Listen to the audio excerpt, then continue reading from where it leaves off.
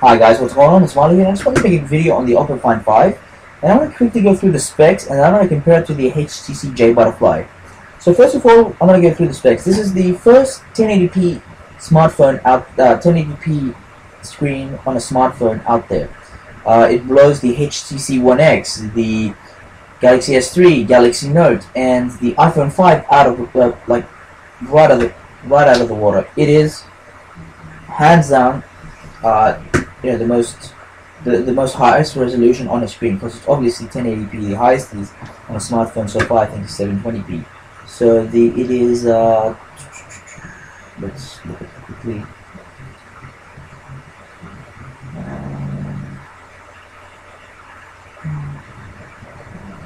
The resolution is 1920 by 1080 with. Oh no, that's the HCJ. It is 1280 by 1080 with a 441 pixel per inch. That's a pixel density. 441 inches per inch. It's bloody awesome. Like, I don't know how to describe it. It is freaking awesome. That screen. If you like to watch movies, and I don't really watch movies on my phone, but I watch YouTube videos and stuff, and or whatever. Like, sometimes I watch movies, I guess. But it is really, when you have like a really nice screen, just in general, just like reading your messages, I enjoy a nice screen. So I don't know why. I just enjoy a high resolution screen. It's just something I like. That was the screen. It's 5 inches. It's in between. It's like the sweet spot for me. It's in between the Galaxy Note, and it's between the 4.7 inch HTC One X and the the Galaxy S3. And let's go through the specs of the the hardware. It has a 1.5 GHz Qualcomm processor, 2 gigs of RAM, 16 or 32 gigabytes of storage, but you will get, of course, a micro SD card to expand that out. A 12 megapixel refacing camera, that's awesome.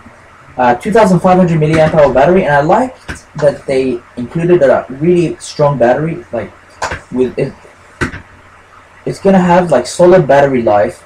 It's gonna be a high performance device with solid battery life. As you've seen with the HTC One X, which was a fail in terms of battery life, I have one. I love the phone, but I just don't like the battery life, and you can't remove it and all this shit. It kind of frustrates me. I'm trying to get the Galaxy Note 2. I might get this instead. But moving on to this phone again, I like that they've balanced. They've put in, the specs are in moderation. Like, they put in a high processor, a strong 2 gigabytes of RAM, and then they put a strong battery to support. So they all support each other, if that kind of makes sense. So the battery will last. The phone will last about a day. So that's awesome. That's all we want. We want it to last a day. So about 18 hours. So when you go to sleep, you can just charge it. We don't want to be in the middle of the day and then the phone runs out of battery, and then it's just frustrating. And it's really nice that they've done that. And this phone, it looks really promising, in terms of specs. And here's another screenshot. Also, this is also not only the world's first phone with a 1080p HD display, it is also the world's thinnest phone with its 0.7 millimeters thin. That is pretty thin. That's what she said. It comes with Android 4.1 Jelly Bean, and I don't know if they put a skin over the Jelly Bean, but hopefully it is stock. If it's not stock, I'll probably just go ahead and boot the phone and put in a custom ROM.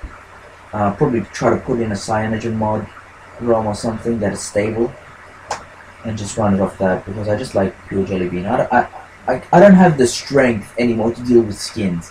Like, TouchWiz is, it's alright, TouchWiz, but HTC Sense is pissing me off so much. I cannot. I honestly do not have the strength left to fiddle around with these Motorola ROMs and HTC ROMs and all that. I don't even care anymore. I don't care about the lag that it comes with. I don't care about the freaking widgets. I just want a high performance ROM, so to speak, with it being smooth, and you know, I don't want this lag. I want the open source Android without all this freaking without all these bloated animations and, you know, things. These are I don't understand it. It's rubbish. Don't just put pure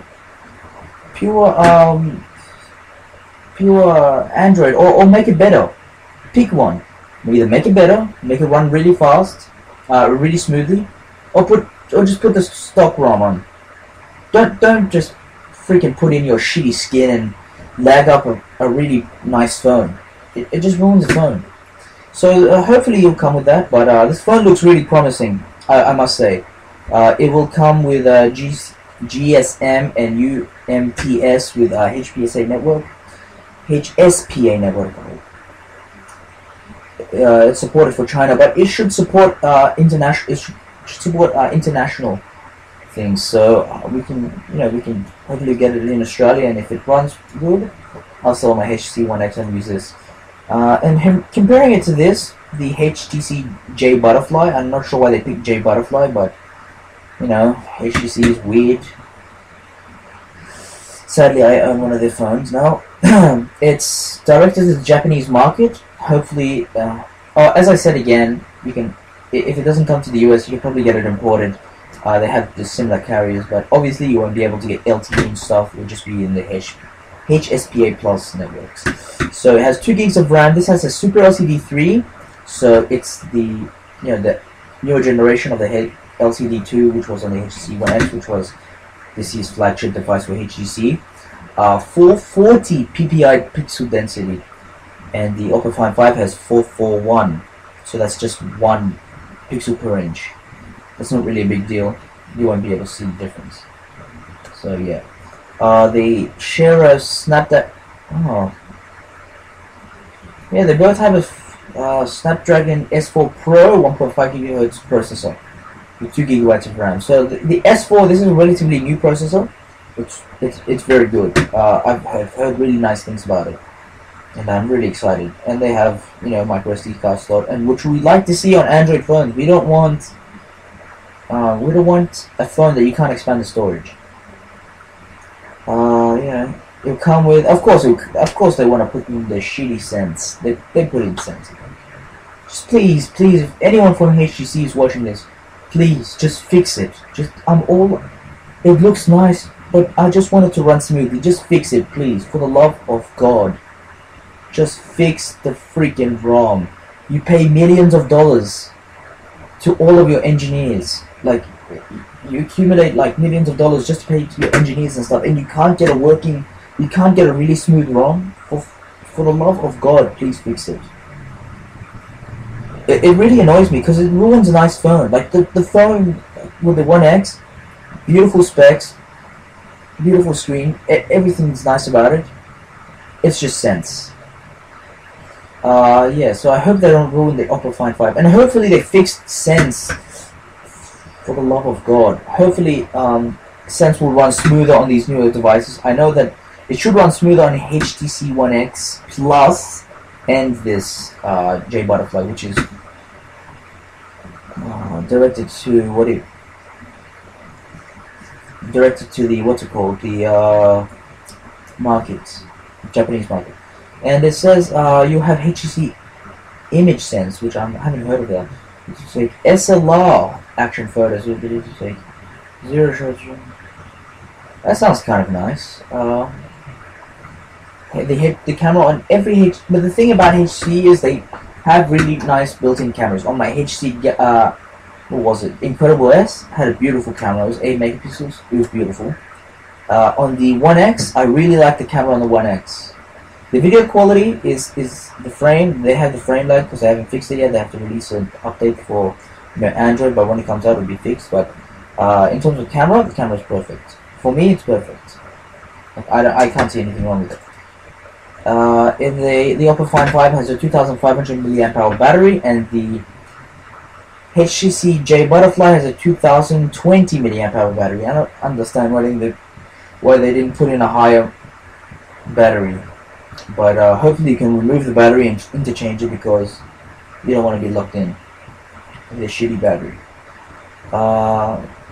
So yeah, it's a 5-inch smartphone, the Oppo Find 5. They're both 5-inch. It is under 7 millimeters. Oh, it wasn't under 0.7 millimeters. It's under 7 millimeters. I'm sorry.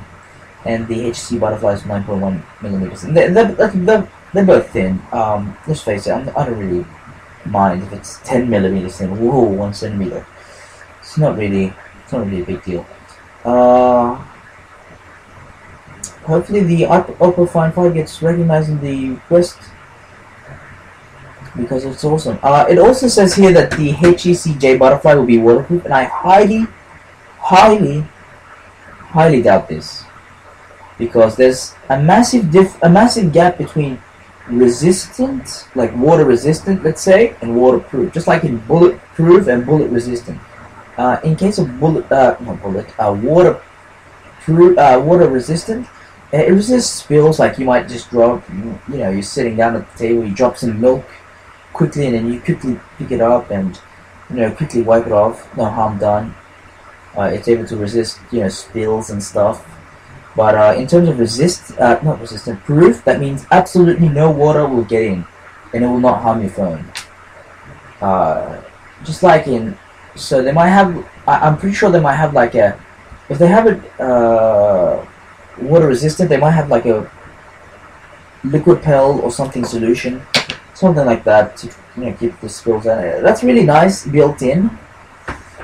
Yeah, that's really nice. So thank you for watching, guys. Now please tell me if you want to see a review on the Oppo Find 5, because I will be buying this phone. Hopefully, I will be pre-ordering as soon as it comes from pre-order or whatever, Amazon, or I can get it through a Chinese website, or I got a friend that lives in Beijing. Hopefully, he can buy it for me, and then he can send it down if it's released anytime soon. So thank you guys for watching. Please comment, rate, and subscribe. Tell me your thoughts on this phone. Tell me on how bad HTC is failing and going downhill. And thank you guys for watching, and I'll see you in the next video.